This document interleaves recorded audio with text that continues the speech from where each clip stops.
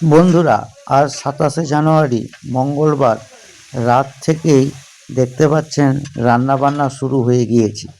তো হ্যাঁ, ঠিকই ধরেছেন, এটি একটি কর্মযোগ্য অর্থাৎ অষ্টম প্রহরের রান্না চলছে।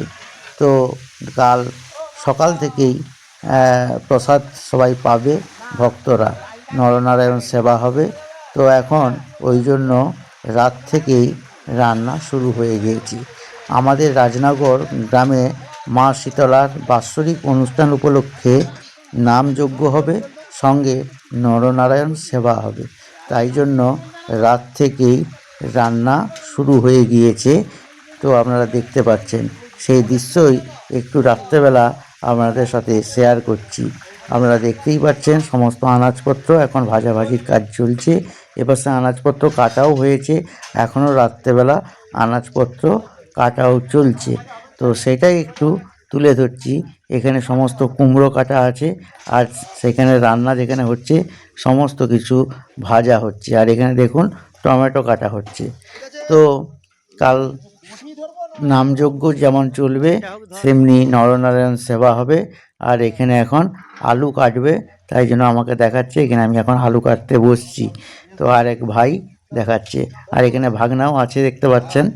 তো ঠিক আছে, আমার রাজনগর গ্রামবাসীবৃন্দ সবাই মিলে যারা উদ্যোক্তা, তারা এখানে এখন রাত জেগে রানীদের সঙ্গে স্বাদও দিচ্ছে, সঙ্গে এখন এই আনাজপত্র কাটাকাটিও করছে। আর এটি হচ্ছে রাজনগর জুনিয়র গার্ল হাই স্কুলের সন্নিকটে। তো সেই মাঠটি হচ্ছে একদিকে উপস্বাস্থ্য কেন্দ্র, একদিকে গার্ল স্কুল। তার যে মাঝখানে যে মাঠটি আছে, সেই দেশের মাঠে এই অনুষ্ঠানটি হতে চলেছে। তো বন্ধুরা, আজকে এখন ঘড়িতে বাজছে 1:30। 1:30 থেকেই কিন্তু রান্নার প্রস্তুতি শুরু হয়ে গেছে। তো কালকে প্রায় 6,000 থেকে 10,000-এর মতো ভক্তরা প্রসাদ গ্রহণ করতে পারবে, সেই মতন আয়োজন চলছে। সন্ধ্যা থেকেই আনাজপত্র কাটাকাটি চলেছে। এখন দেখতে পাচ্ছেন সমস্ত কিছু ভাজা চলছে। কিছুক্ষণের মধ্যেই ভোর রাত থেকে রান্নাও কাজ শুরু হয়ে যাবে। তো এখন যেসব জিনিসপত্রগুলি অনেকগুলো আইটেম হবে কালকে শুনছি, সব কিছু এই জন্য ভেজে সমস্ত কিছু রেডি করে রাখছে রান্নিরা, একটু একটু কাজ এগিয়ে রাখছে।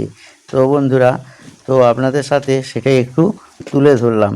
আর কালকে নামযজ্ঞে যারা কাছাকাছি যারা আছেন, তারাও কিন্তু আসতে পারেন, নামযজ্ঞ অনুষ্ঠানে অংশগ্রহণ করতে পারেন এবং প্রসাদ গ্রহণ করতে পারেন। তো বন্ধুরা, রাতে আজকে মোটামুটি ঠান্ডা আছে। সেই ঠান্ডাতেই আমরা একবার চলে এলাম এই আমাদের দেশের যে অনুষ্ঠানটি হতে চলেছে, সেই অনুষ্ঠানটি এখন কি চলছে কি হচ্ছে সেটা একটু দেখার জন্য। যদিও আমার ডিউটি ছিল, ডিউটি করতে করতেই একবার এখানকে চলে এলাম।